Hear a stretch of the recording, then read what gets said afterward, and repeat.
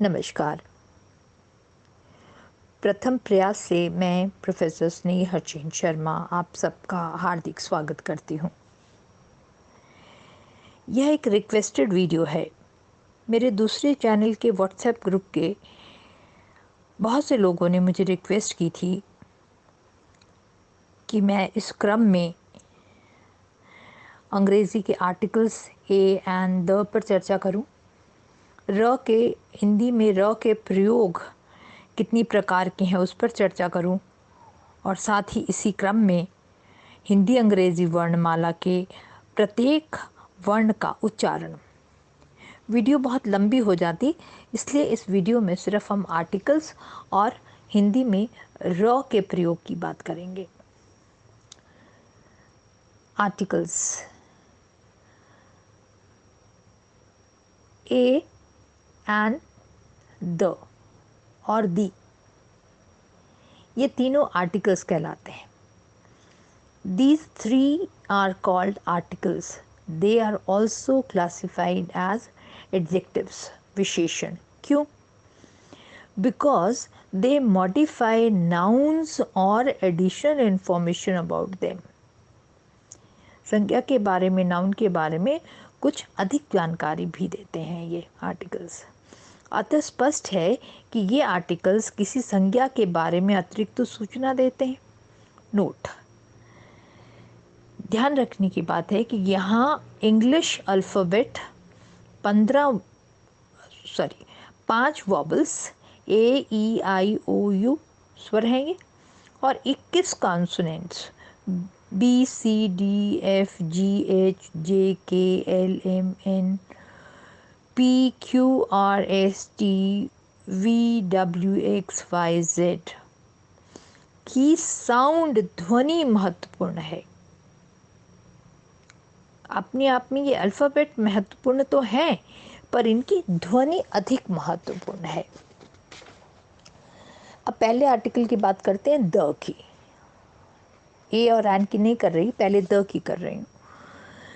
The will be pronounced as the if the t h e, इसे the कहेंगे या दी कहेंगे, इसका भी एक नियम है। The next word starts with a vowel sound. यदि शब्द जो है वॉवल साउंड से शुरू होता हो तब THE का जो उच्चारण है वो दी होता है। बहुत आसान है समझना। हम सिनेमा घर में पिक्चर देखने गए और जब पिक्चर ख़त्म हुई तो बाहर नीचे लिखा हुआ आया दी एंड, दी एंड। यहाँ पे दी बोला जाएगा, पढ़ा जाएगा। ऐसे ही दी अम्ब्रेला। अब देखिए द कहाँ बोला जाएगा।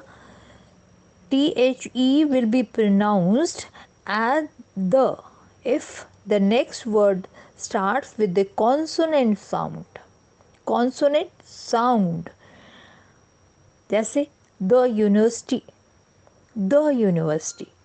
वैसे ये शुरू यू से हो रही है, पर यू साउंड नहीं, य का साउंड है यहाँ पर, य की ध्वनि है, इसलिए the university. Remember, the definite निश्चित आर्टिकल है। जो द है कि डेफिनेट निश्चित आर्टिकल है। क्यों? इफ द पर्सन प्लेस और thing is known and already been talked about, then we need to use definite article, that is the. Example, यही तो वह किताब है जिसके बारे में मैं बात कर रही थी। यही तो वह किताब है, यानी निश्चित यही किताब है। तो यहाँ आएगा this is the book I was talking about. अन्यथा किताब पढ़िए कोई भी तो हम कहेंगे दिस इज अ बुक। जब वाक्य में आएगा तो हम अ प्रोनाउंस करते हैं इसे। यह एक किताब है, दिस इज अ बुक।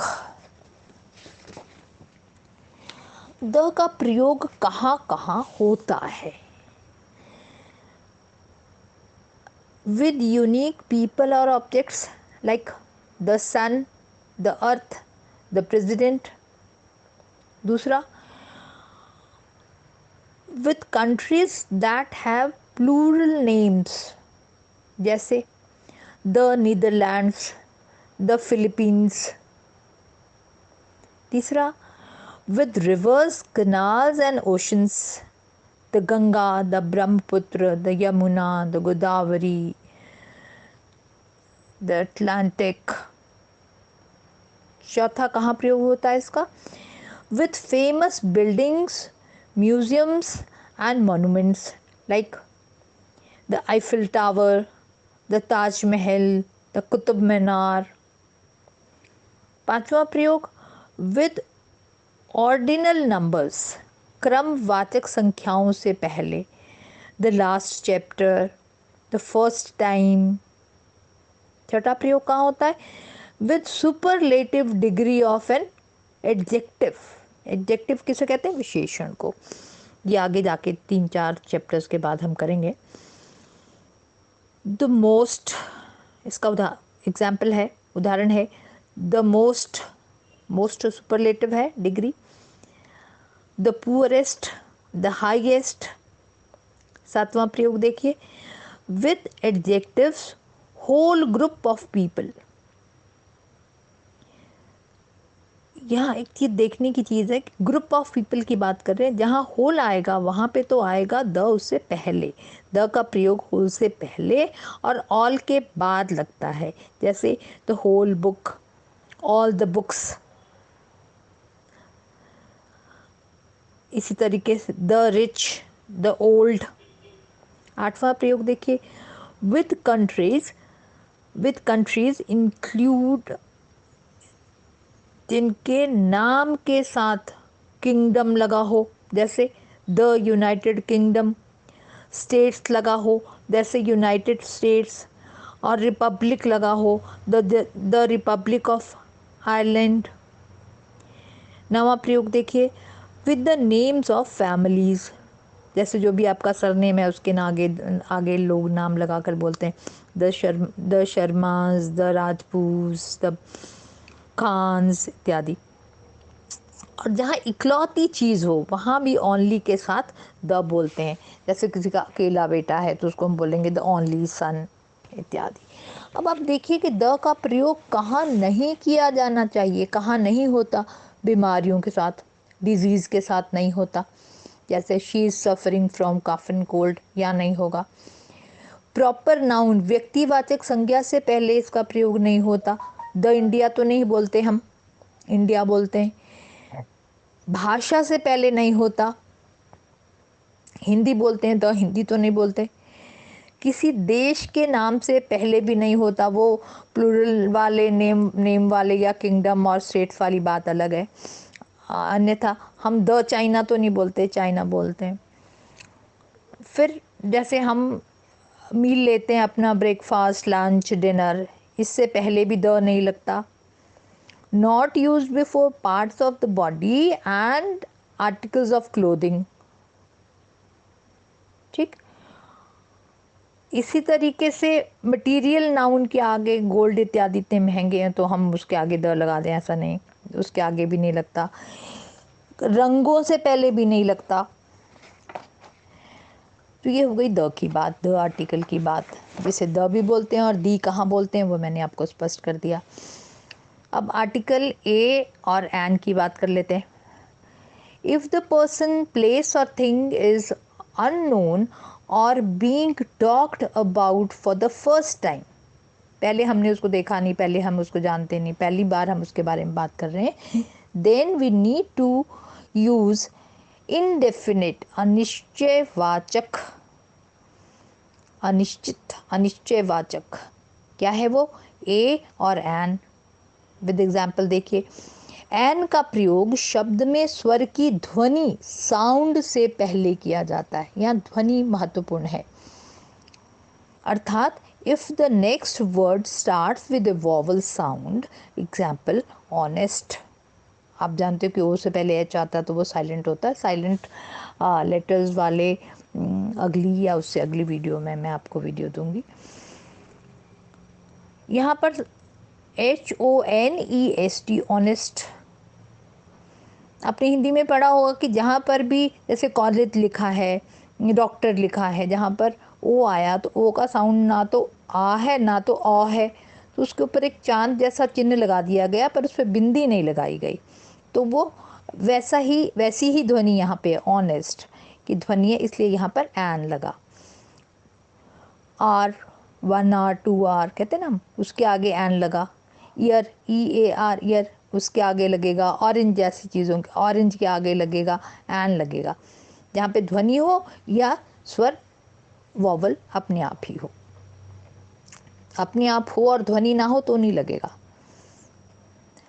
जैसे ए देखिए, अब जब अगले शब्द की शुरुआत व्यंजन की ध्वनि साउंड से हो, अर्थात if the next word starts with the consonant sound, a will be used. Example, a pen, a book. पर यहाँ देखिए एक और एग्जाम्पल कि ध्वनि यदि व्यंजन की है, चाहे वो स्वर से शुरू हो रहा है, जैसे यूनिवर्सिटी, यूनियन, तो उसके आगे भी अ लगेगा, ए लगेगा। अब हिंदी में र का प्रयोग देखिए, ये बड़ा कंफ्यूजिंग लगता है लोगों को, पर मुझे तो बहुत आसान लगता है। मदर्स की तरफ से ये फरमाइश थी और बच्चों की तरफ से भी थी। र के सीधे सीधे 4 प्रयोग दिखाई देते हैं, जिनमें से 3 प्रयोग पूरे र के होते हैं। र की पूरी ध्वनि होती है, जैसे र का प्रयोग रथ में है, र पूरा है, र पूरी ध्वनि दे रहा है, रथ। फिर अब पिछले वीडियो में मैंने बताया था कि जो पैरों में झुका होता है वो बड़ा होता है, पैरों में लगाया जाता है। जैसे प्र में प आधा होगा, र पूरा होगा, ये र का पूरा रूप है। जैसे प्रश्न, प्रकार, ऐसे ही क्रम, क्रम में क के पैर में र है, यानी क आधा है, र पूरा है। ऐसे ही आप देखोगे कि जो टवर्क है, इसमें सुविधा की दृष्टि से, कि किसी को कोई कन्फ्यूजन ना हो जाए, ऐसा ना लगे कि अक्षर कुछ और का और लिखा है, तो जो टवर्क है उसके नीचे एक वी जैसा चिन्ह लगा दिया जाता है। होता ट आधा है और उसमें भी पूरा र जुड़ा होता है, पर उसमें जो चिन्ह लगाया जाता है वो उल्टे वी की तरह लगा दिया जाता है, जैसे राष्ट्र में है ना। सो आपने देखा टवर्ग के साथ उल्टे वी का चिन्ह होता है, कोई असुविधा पढ़ने लिखने में ना हो इसलिए होता है, अन्यथा ये पूरा र ही है। अब आधा र कहाँ है? आधा र सिर्फ एक जगह है जहाँ पे शिरोरेखा के ऊपर लगाया जाता है। फ़ोन पे मुझे मेरा बच्चा बता रहा था एक, कि जो सिर पे चढ़े होते हैं ना वो आधे ही रहते हैं, है ना। खैर ये तो मजाक की बात है, पर शिव जी के ऊपर भी आधा चांद होता है ना, आपने देखा, तो इससे आप मेमोरी में याद रख लेना। उसने भी मुझे याद रखने के लिए बताया था कि शिव जी के ऊपर आधा चांद होता है।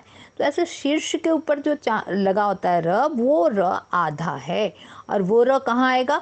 जिस अक्षर से पहले र की ध्वनि आएगी। जैसे आधा र हलंत, यह शीर्ष पर अर्थात शिरोरेखा पर लगता है। जैसे कर्म, म के ऊपर लगेगा क, फिर र की ध्वनि आ रही है आदि, म। आशीर्वाद, 90% लोग गलत लिखते हैं। कैसे आएगा? आशीर्वाद, व से पहले आधे र की ध्वनि आ रही, इसलिए व के ऊपर वो र लगेगा। ये तो हो गए उदाहरण आधे र के। आधे र की ध्वनि जिस अक्षर से पहले आती है उस पर आधे र का चिन्ह लगता है, जैसे कर्म पर लगा है, आशीर्वाद पे लगा है। यहाँ आज से हम एक टास्क शुरू कर रहे हैं। आप कितने समय में शुद्ध उच्चारण के साथ कितने अधिक शब्द याद रखकर बोल सकते हैं? इस टास्क में बड़े, बच्चे, सभी उम्र के लोग भाग ले सकते हैं। कमेंट में आप लिखें कि आपने कितनी देर में कितने शब्द याद करके बोल लिए। इसका फ़ायदा क्या होगा? ऐसे करने से आप वर्ब की एक जैसी, इसमें मैंने एक जैसी कॉमन यूज़ होने वाली फॉर्म डाली, जिसमें जैसे example put put put, cost cost cost, जो तीनों एक जैसी होती हैं, बहुत थोड़ी सी हैं, यूज़ होती हैं बहुत थोड़ी सी, वो सब है इसमें। जैसा प्रचलित रूप भी याद कर लेंगे, ऑक्सीजन बढ़ेगा, अंग्रेज़ी सही बोलने का अभ्यास भी होगा।